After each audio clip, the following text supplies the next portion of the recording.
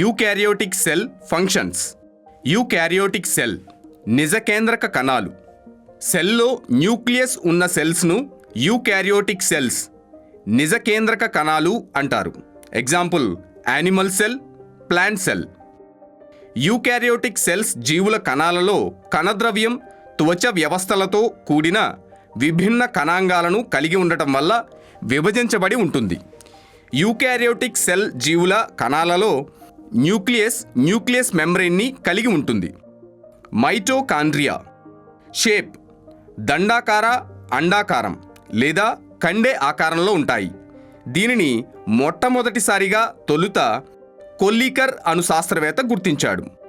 Structure of mitochondria నిర్మాణం.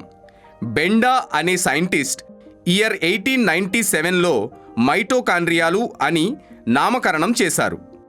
ఇవి కణంలోని ఆహార పదార్థాలను ఆక్సీకరణకు గురిచేసి పొటెన్షియల్ ఎనర్జీని కైనెటిక్ ఎనర్జీగా మార్చి ఏటీపీల రూపంలో ఎనర్జీని విడుదల చేయడం జరుగుతుంది.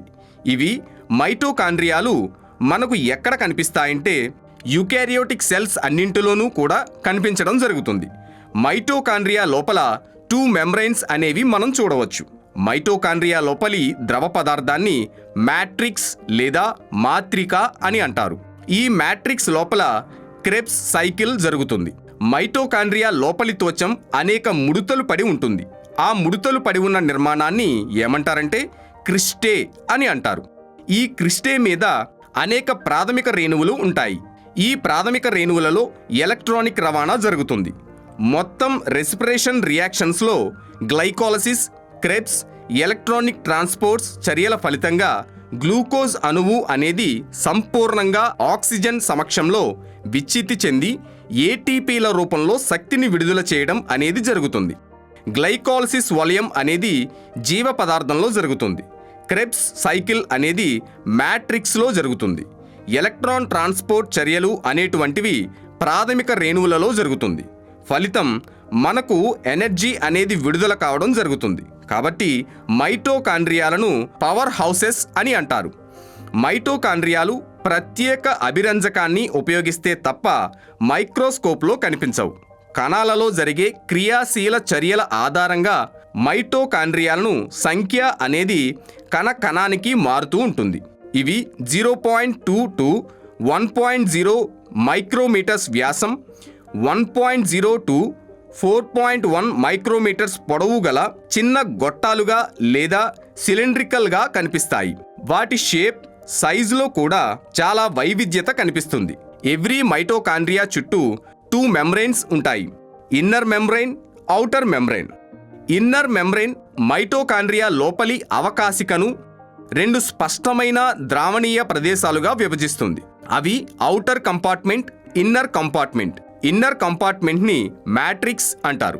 ఔటర్ మెంబ్రెయిన్ అవిచ్ఛిన్నంగా ఈ కణాంగానికి హద్దుగా ఉంటుంది. ఇన్నర్ మెంబ్రెయిన్ మ్యాట్రిక్స్ లోనికి అసంఖ్యాక ముడతలను ఏర్పరుచుతుంది. వీటిని క్రిస్టే అంటారు. క్రిస్టేల వల్ల సర్ఫేస్ ఏరియా పెరుగుతుంది. మైటోకాండ్రియా వాయు సహిత శ్వాసక్రియ జరిగే ప్రదేశాలు.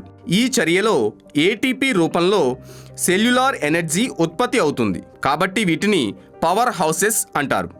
మ్యాట్రిక్స్లో ఒక వృత్తాకార డిఎన్ఏ అణువు, కొన్ని ఆర్ఎన్ఏ అణువులు, 70S టైప్ రైబోజోమ్స్, ప్రోటీన్ల సంశ్లేషణకు కావలసిన అంశాలు ఉంటాయి.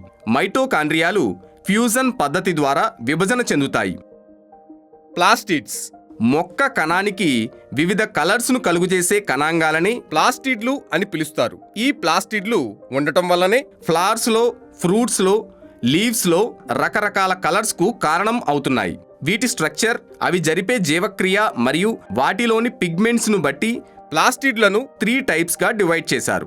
అవి first chloroplast, second leucoplast, third chromoplast. క్లోరోప్లాస్టులు ఇవి ఆకుపచ్చగా ఉండే ప్రాంతాలన్నింటిలో ఈ క్లోరోప్లాస్టులు కనిపిస్తాయి. వీటిలో క్లోరోఫిల్ అనేది ఉంటుంది. క్లోరోఫిల్ను మనం పత్రహరితం అని పిలుస్తాం. కణం లోపల కేంద్రకం ఉంటుంది. కేంద్రకం లోపల డిఎన్ఏ ఉంటుంది.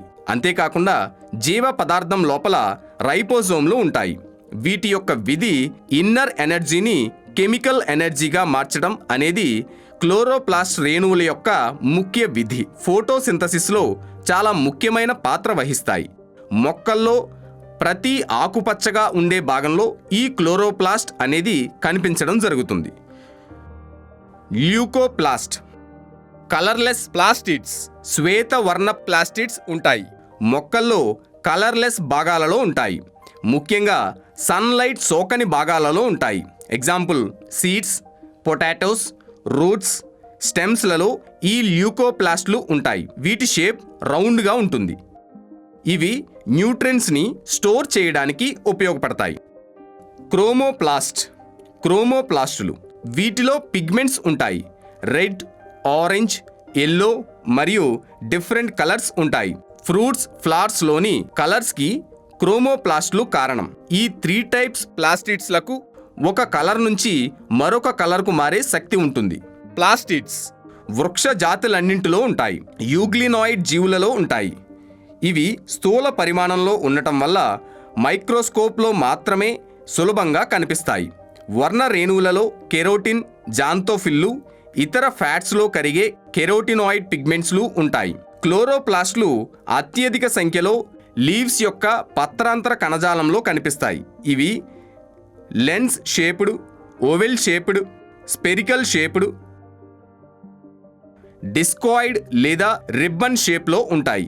వీటి పరిమాణం 5 to 10 micrometers length, 2 to 4 micrometers width ఉంటుంది. మైటోకాండ్రియా వలె క్లోరోప్లాస్ట్లు కూడా 2 మెంబ్రెయిన్స్ చే ఆవరించబడి ఉంటాయి. ఈ 2 మెంబ్రెయిన్స్లో తక్కువ పారగమ్యతను ప్రదర్శిస్తుంది.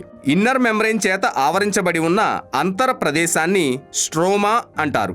అనేక ఫ్లాటెడ్ మెంబ్రియోన్ శాక్ స్ట్రోమాలో వ్యవస్థీకృతమై ఉంటుంది. అనేక చదునైన త్వచయుత కోశాలు ఆవర్ణికలో వ్యవస్థీకృతమై ఉంటాయి. వీటిని థైలకాయిడ్స్ అంటారు. థైలకాయిడ్స్ నాణాల రూపంలో ఒకదానిపై మరొకటి దొంతరల వలె అమరి ఉంటాయి. వీటిని గ్రానా, పటలికారాసులు అని అంటారు. క్లోరోప్లాస్ట్ యొక్క స్ట్రోమాలో కార్బోహైడ్రేట్స్, ప్రోటీన్ల సంశ్లేషణకు కావలసిన ఎంజైమ్స్ ఉంటాయి. వీటితో పాటు double stranded, circle, small DNA అణువులు, రైబోజోమ్స్ కూడా ఉంటాయి.